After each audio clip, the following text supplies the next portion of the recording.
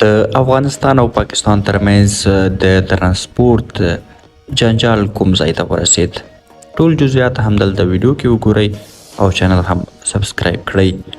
که څه هم د طالبانو د ترانسپورت او هوایي چلند وزارت وایي له پاکستان سره په سوداګرۍ کې ستونزې حل شوې، خو افغان سوداګر وایي د افغانستان او پاکستان په سوداګرۍ کې راغلي نورې لانجې لا هم پر ځای پاتې دي. که څه هم په زرګونو موټر چلوونکي پر تورخم او نورو دروازو د تګ راتګ لنډمهاله اسناد یا ټاټ ترلاسه کړی، خو پر تورخم دروازه د افغانستان او پاکستان ترمنځ د سوداګرۍ بهیر لا هم عادي شوی نه دی.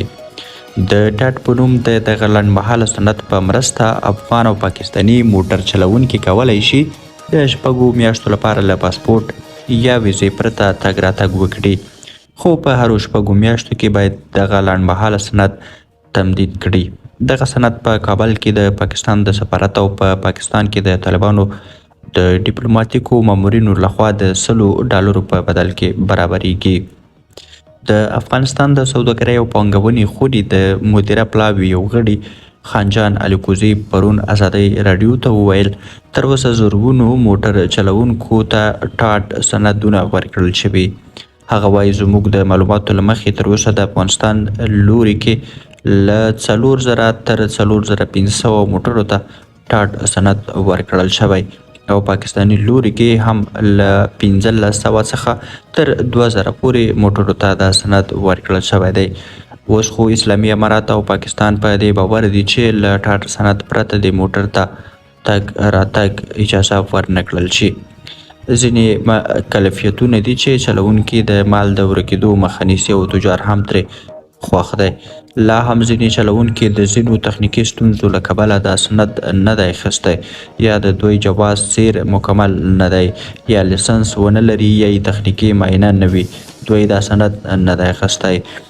د طالبانو د ترانسپورت او هوایي چلند وزارت ویاند امام الدین احمدي پرون ویلي د افغانستان او پاکستان ترمنځ د ټاټ سند په لاسلیک سره د افغانستان او پاکستان په صادراتو او وارداتو کې ستونزې حل شوې دي.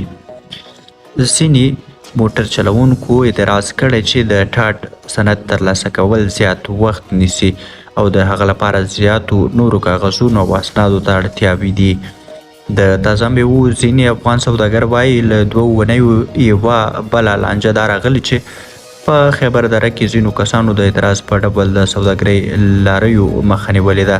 دا له تیرا سیمې د نامنیو له کبله 10 کاله مخکې هغه بېځایه شوي کسان دي چې خپلو سیمو ته د ستنېدو غوښتنه لري، خو د پاکستان حکومت یې لا غوښتنې نه دي منلي.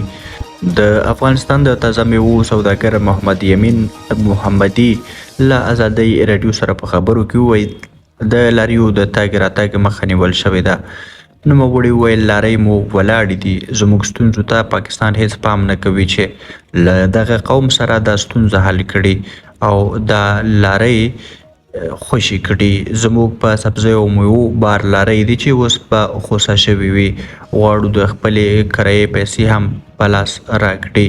د ننګرهار د سوداګرۍ او پانګونې خونې د مدیرې پلاوي غړي او د پاک افغان ګډې خونې سلاکار دکتور مخلص احمدي وایي د تورخم له لارې د مالونو د تګ راتګ بندېدو افغان سوداګر سخت زیانمن کړي دي. نوموړي ازادۍ راډیو ته وویل مسافر تګ راتګ کوي خو زموږ ترانزیت مطلق بند دی. د افغانستان او افغانستان صادرات د شلمان له لارې کېږي چې تقریبا 5-6 ساعته فاصله هم زیاتیږي. ډیره خطرناکه لار هم ده او هره ورځ یوه یا 2 لارې چپه کېږي. د دې ترڅنګ دا کار د مالونو د خرابېدو سبب شوی هم دی.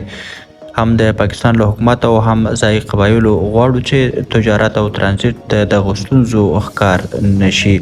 په اسلام آباد کې د طالبانو تر واک لاندې د افغانستان سفارت د اګست پر 28 په یوه اعلامیه کې د پاکستان له حکومته د تورخم لارې د خلاصېدو په برخه کې د جدي پاملرنې غوښتنه کړې ده. د افغانستان د سوداګرۍ او پانګونې خونه او نور سوداګرو غوښتنه کړې چې ترانزیت او تجارت یې له سیاست جناح وګڼل شي. نو لیدونکو له ملتیا مو مننه، ښه وخت شوی.